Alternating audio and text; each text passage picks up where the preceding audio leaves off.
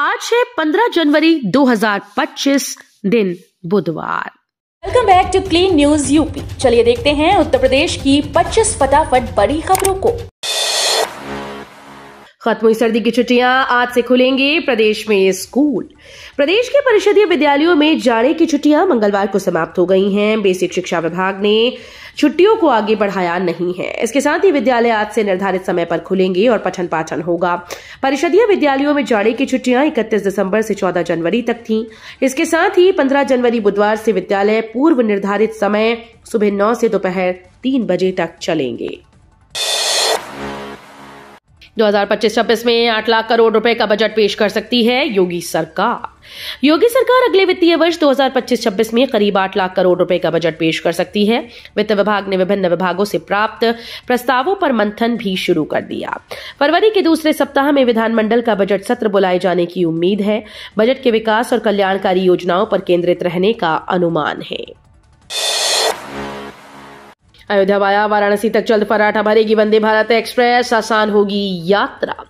मेरठ से लखनऊ के बीच दौड़ रही वंदे भारत एक्सप्रेस जल्द ही वाराणसी वाया अयोध्या फर्राटा भरेगी। लखनऊ रेल मंडल लखनऊ से अयोध्या वाराणसी रेलवे ट्रैक का तकनीकी सर्वे करने में जुटा है। सर्वे रिपोर्ट ओके होते ही रेलवे बोर्ड ट्रेन के संचालन को हरी झंडी दे देगा। हालांकि उत्तर रेलवे पहले ही इस ट्रेन का वाराणसी तक का प्रस्तावित टाइम टेबल जारी कर चुका है। अयोध्या के मिल्कीपुर सीट के लिए भाजपा प्रत्याशी का ऐलान। अयोध्या की मिल्कीपुर सीट पर होने वाले उपचुनाव के लिए भाजपा ने भी मंगलवार को प्रत्याशी का ऐलान कर दिया। भाजपा ने यहां से चंद्रभान पासवान को मैदान में उतारा है। समाजवादी पार्टी पहले ही अयोध्या के सांसद अवधेश प्रसाद के बेटे अजीत प्रसाद को यहां से प्रत्याशी घोषित कर चुकी है। भाजपा और सपा दोनों के लिए मिल्कीपुर सीट प्रतिष्ठा का सवाल बनी हुई है। अवधेश प्रसाद की तरह चंद्रभान पासवान पासी समाज से आते हैं। चंद्रभान रुदौली से 2 बार जिला पंचायत सदस्य रहे हैं। किसानों की बल्ले बल्ले, सरकार ने बढ़ाया गेहूं का समर्थन मूल्य। जिले में अभी तक धान खरीद चल रही है। धान खरीद के बीच ही गेहूं खरीदने की तैयारी सरकार ने शुरू कर दी है। केंद्र सरकार ने इस बार गेहूं का समर्थन मूल्य 150 रुपए प्रति क्विंटल बढ़ा दिया। इस बार न्यूनतम समर्थन मूल्य 2425 रुपए प्रति क्विंटल की दर से सरकारी खरीद की जाएगी। गोंडा जिले में करीब 1.25 लाख हेक्टेयर में गेहूं की बुआई की गई। यूपी के 4 लाख से ज्यादा किसानों को मिलेगा लाभ, खाते में आएंगे 2-2 हजार। यूपी के बदायूं में लाखों किसानों को बड़ा लाभ मिलने जा रहा है। प्रधानमंत्री किसान सम्मान निधि की 19वीं किश्त प्रधानमंत्री नरेंद्र मोदी के द्वारा 18 जनवरी को किसानों के खाते में ट्रांसफर की जाएगी। 19वीं किश्त से जनपद के 4.30 लाख किसान लाभान्वित होंगे। इन किसानों के खाते में 2000 रुपए के हिसाब से 86 करोड़ रुपए आएंगे। कृषि निदेशक उत्तर प्रदेश डॉक्टर जितेंद्र कुमार तोमर द्वारा जारी होने वाली 19वीं किश्त के बारे में डीडी कृषि को अवगत करा दिया गया है। पीएम आवास पात्र लाभार्थियों के लिए बड़ी खबर। सीएम योगी ने बनाया खास प्लान। मुख्यमंत्री योगी आदित्यनाथ के नेतृत्व में उत्तर प्रदेश सरकार प्रधानमंत्री आवास योजना के तहत पात्र लाभार्थियों के चयन और आवास निर्माण में नए कीर्तिमान स्थापित कर रही है।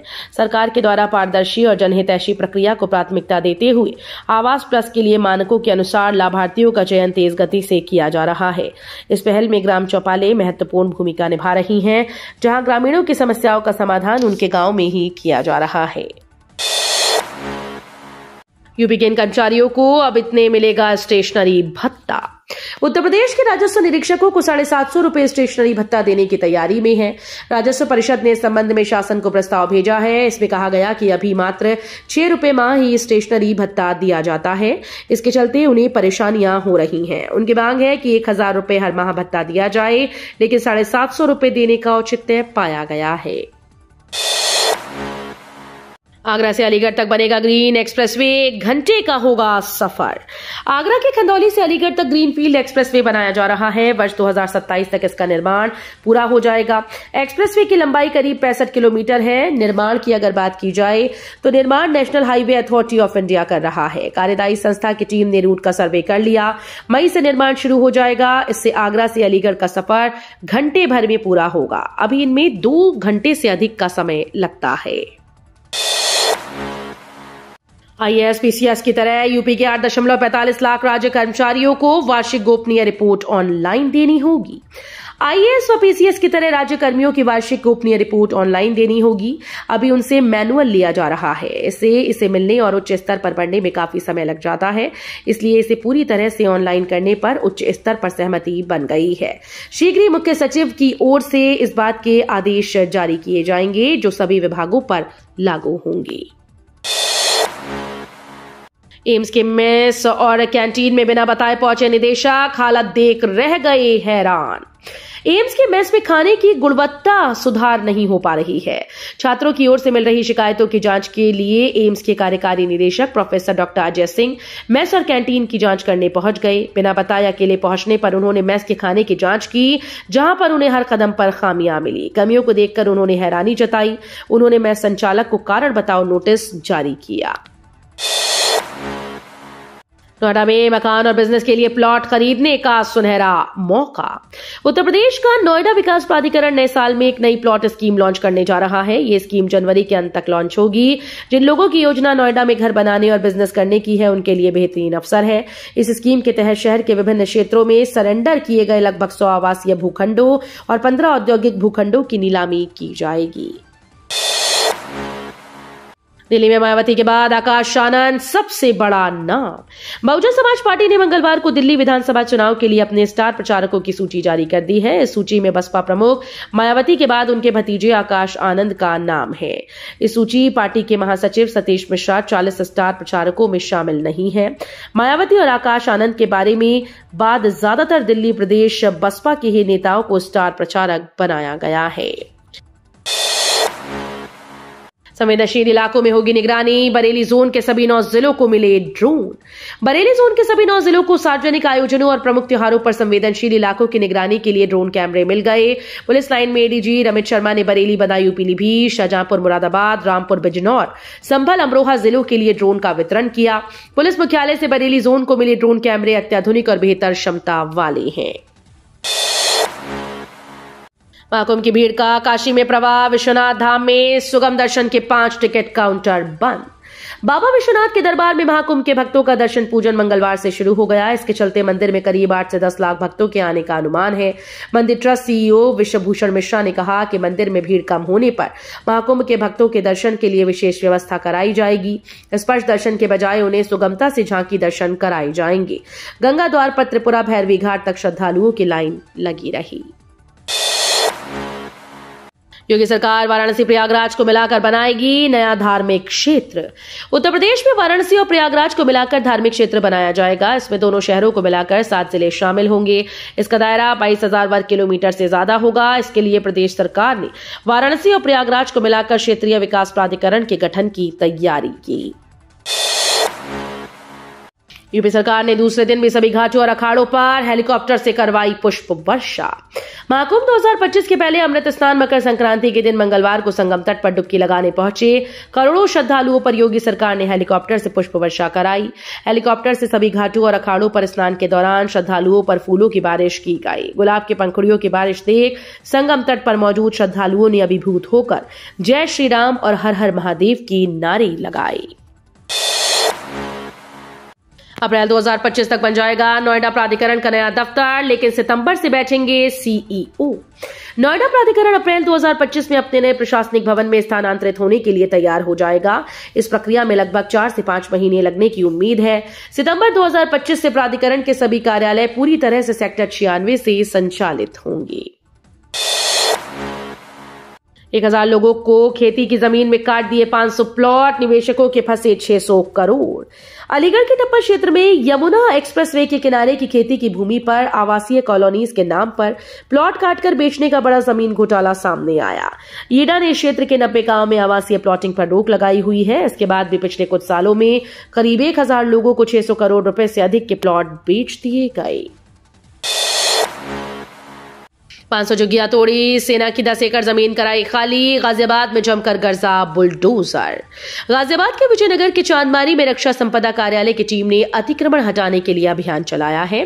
पहले दिन 500 झुग्गियां हटाकर 10 एकड़ जमीन खाली कराई गई। पूरा क्षेत्र छावनी में तब्दील किया गया। विजयनगर क्षेत्र में सेना की 161 एकड़ से ज्यादा जमीन है। लोग काफी हिस्से पर करीब 1,500 झुग्गी झोपड़ी डालकर रह रहे हैं। मेरठ छावनी के रक्षा संपदा कार्यालय ने 5 दिन पहले नोटिस चस्पा कर झुग्गी झोपड़ी हटा हटाने के लिए कहा था। अखिलेश यादव ने महाकुंभ पर किया ट्वीट, बोले सभी तीर्थयात्रियों के लिए हो ये इंतजाम। समाजवादी पार्टी के राष्ट्रीय अध्यक्ष और पूर्व मुख्यमंत्री अखिलेश यादव महाकुंभ को लेकर ट्वीट किया। उन्होंने लिखा, सीधी मांग, तीर्थयात्रियों की सुविधा के लिए भोजन और सिर परसाई की व्यवस्था की जाए। एक अन्य ट्वीट में उन्होंने लिखा, नदी किनारे प्यासे लोग कह रहे हैं बिन पानी सब सून। सपा प्रमुख ने अपने ट्वीट के साथ एक वीडियो भी पोस्ट किया।